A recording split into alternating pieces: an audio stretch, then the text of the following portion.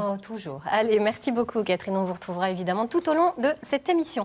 L'alopécie, vous savez, c'est le thème du jour, et bien on va tout de suite se pencher dessus en images. Un seul cheveu vous tombe et vous paniquez déjà? Rassurez-vous, Rome ne s'est pas faite en un jour. Et avant de ne plus avoir un poil sur le caillou, il va se passer un peu de temps.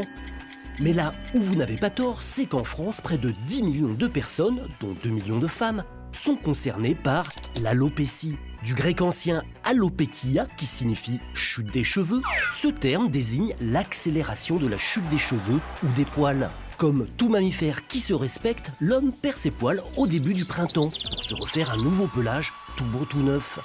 C'est donc assez normal de les voir tomber. Mais il faudra se poser des questions quand vous perdrez environ une centaine de cheveux par jour. N'attendez plus pour consulter.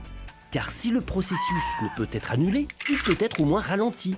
Surtout, ne vous jetez pas la pierre, vous n'y êtes pour rien. En revanche, le stress, la fatigue, le manque de fer, de potassium, un excès d'hormones mâles et enfin l'hérédité sont bien les pires ennemis de vos cheveux. Et contrairement à ce que l'on pense, la calvitie n'a pas d'âge. Les premières pertes peuvent commencer dès l'adolescence et le phénomène crâne dégarni s'inviterait même dès la trentaine. Vous l'entendez, alopécie rime avec calvitie, oui, mais aussi avec sexy. Bruce Willis, Zidane ou encore Pascal Obispo continuent de faire chavirer le cœur de ces dames. Alors, laissez donc votre charme opérer. Vous voyez, il faut toujours voir le bon côté des choses, hein. C'est bien l'esprit de cette émission. Franck Azaïs, bienvenue à vous. Vous êtes directeur général du groupe Endurance France, numéro 1 mondial des solutions capillaires. Et on avait envie d'aller justement plus loin avec vous sur cette thématique. Alors, on l'a vu à l'instant dans le reportage. Il faut s'alarmer à partir de quoi? D'une centaine de cheveux perdus? Alors, il faut s'alarmer à partir de... Oui, par jour. Ouais. Oui.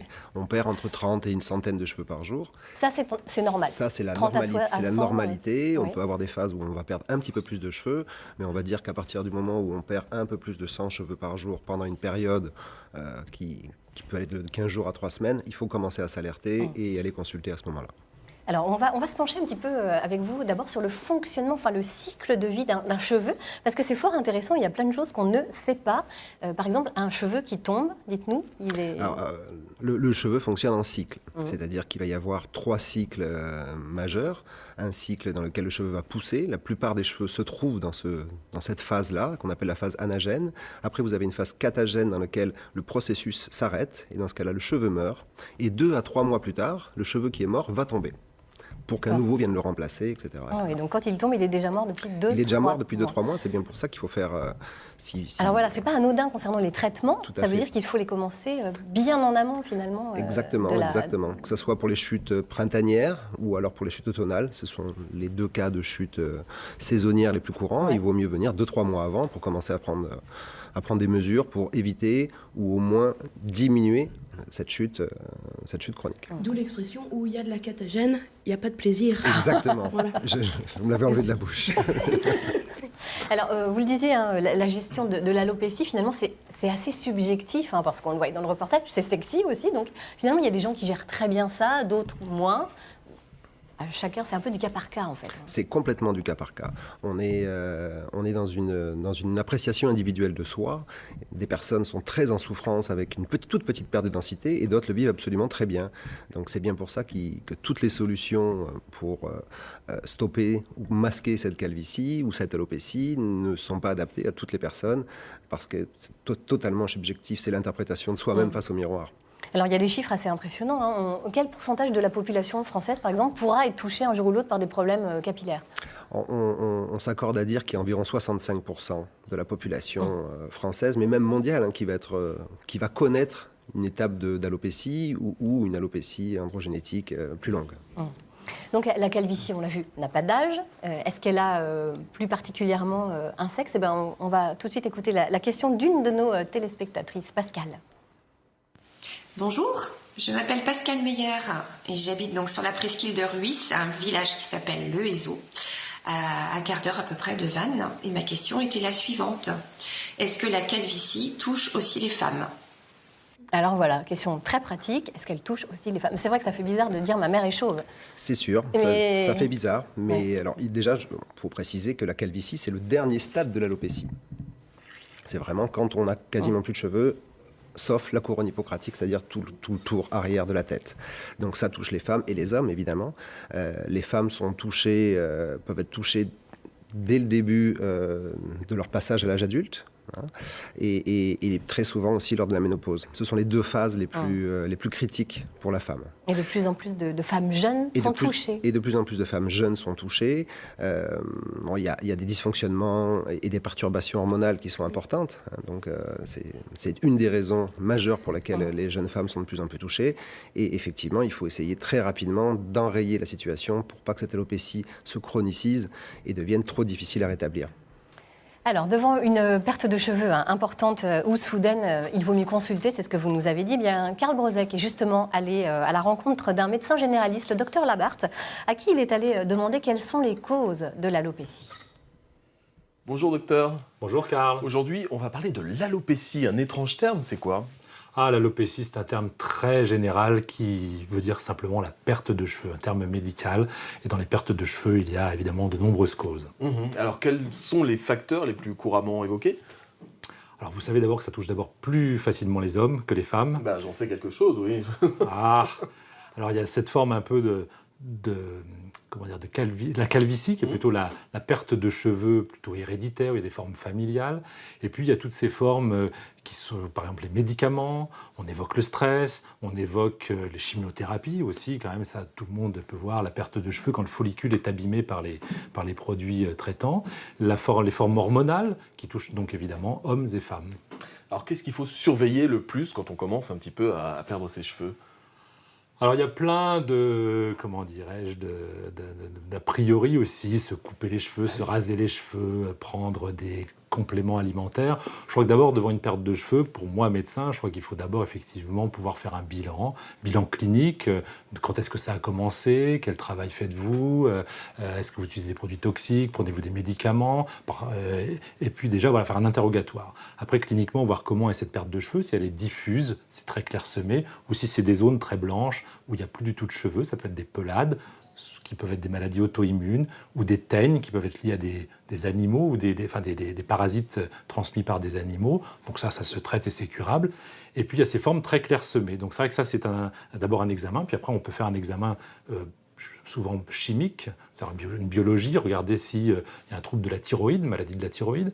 Et puis souvent chez les femmes, une des grandes causes, c'est le manque de fer. La plus grande part, c'est ce qu'on appelle la calvitie, c'est donc incurable, c'est une forme génétique où le follicule pileux fait perdre son cheveu. Voilà, on est comme papa, comme grand-papa pour les hommes. Chez les femmes... C'est souvent héréditaire ? Il y a des formes héréditaires, oui. C'est vrai, quand vous regardez des familles où à 30 ans, quand des hommes n'ont plus de cheveux, on voit le papa ou le tonton au même âge, ils ont la même tête. Et chez les femmes, justement, l'hérédité ?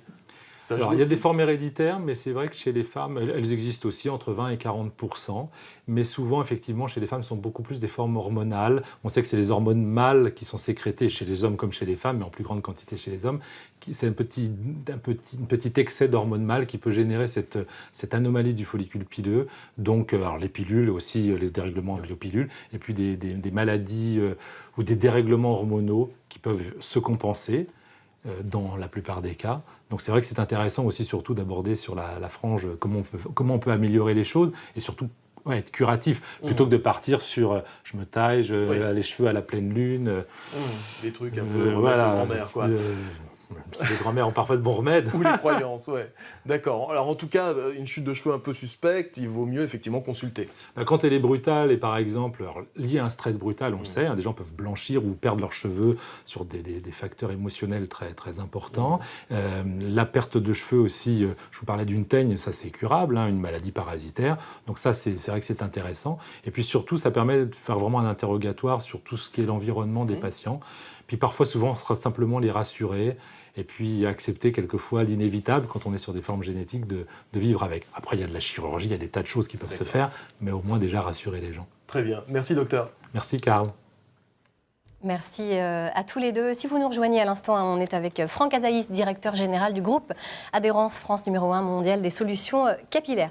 Alors Franck, on l'a vu dans ce reportage, les causes de la perte de cheveux sont multiples, mais les solutions aussi, du coup, c'est quand même plutôt rassurant. C'est bien souvent du cas par cas. Et est-ce qu'on utilise en première intention un traitement médicamenteux ou une autre technique ? Tout dépend des cas. C'est très très variable. Les traitements médicamenteux sont au nombre de 3 classiquement. On va avoir le traitement le plus courant qui est le minoxidil, qui est une crème ou une lotion, qui est un vasodilatateur, c'est-à-dire qu'on va amener un afflux sanguin plus important au niveau des capillaires sanguins, donc permettre aux cheveux de se maintenir. Donc ça présente certaines difficultés parce que c'est un traitement qui va être à vie et souvent un traitement assez gras.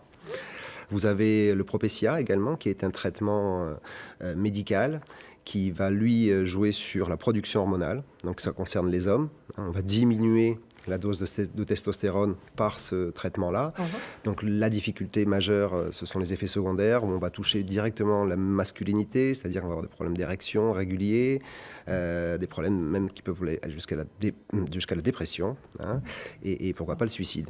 L'agence de surveillance des produits pharmaceutiques a mis en alerte l'année dernière le laboratoire pour indiquer comme effet secondaire le suicide au Propecia. Donc c'est des traitements... un produit controversé. Ouais, très controversé avec lesquels il faut faire attention. Et les derniers produits concernent une toute petite frange de l'alopécie. Ce sont des alopécies inflammatoires. Donc là, ce sont tout ce qui est corticoïdes. Donc tous les produits à base de cortisone qui vont diminuer l'effet inflammatoire sur le cuir chevelu. Ça, ce sont les traitements principaux, les traitements médicamenteux principaux.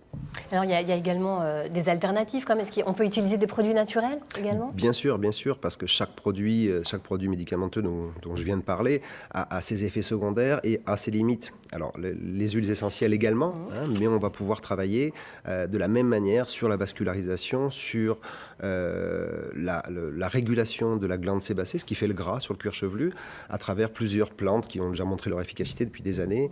Et en les combinant, du coup. Voilà, en combinant les principes actifs de ces plantes-là, on arrive à avoir d'excellents résultats, toujours en curatif. Avez-vous des conseils à nous donner sur l'utilisation des shampoings ? Quel type de pH, par exemple, faut-il privilégier ? Alors, il est très important d'avoir des shampoings qui soient en cohérence avec le pH du cuir chevelu, effectivement, comme vous venez de le dire.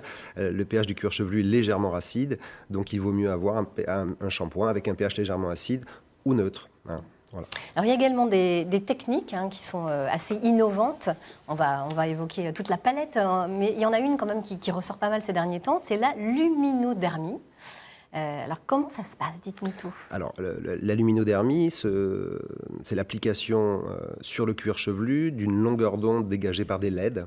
Donc, ce sont les astronautes dans les années 90 qui ont découvert cette technologie, qui est utilisée par bon nombre de dermatos, de chirurgiens à travers la France. On a l'air super cool, pardon, on a l'air super cool, et c'est pour de vrai, pendant une séance de luminodermie. Vous pouvez faire des selfies sans aucun problème, vous aurez un succès incroyable. Yes. Entre Daft Punk et Dark Vador. Mais il ne faut pas se moquer parce que c'est très sérieux. C'est très sérieux, ça fonctionne très très bien.